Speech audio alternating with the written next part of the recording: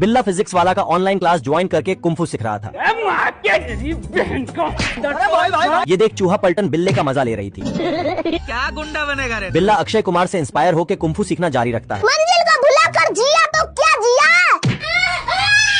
तभी चंगू चाइना का भूत टीवी से बिल्ले में घुस जाता है। रोम रोम भाइयों। और ये बिल्ला एक ही शॉट में सबकी मार लेता है। जाना था ना बाबू, 5 मिनट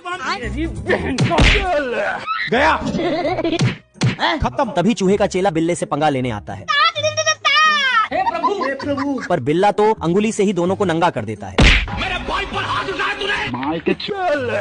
ये देख शेरू भी बिल्ले से 2-2 हाथ करने आता है, पर इसका एक ही हाथ बच पाता है। बिल्ला कुंफू सीख के सबकी लंका लगा के रखा होता है। आज मैं मर गया भैया। ये देख शेरू चूहे के साथ मिलके बिल्ले को ठिकाने लगाने का प्लान बना रहे होते हैं। मस्त प्लान है। तभी बिल्ला सभी का तवे से ही बजा डालता है। हे प्रभु।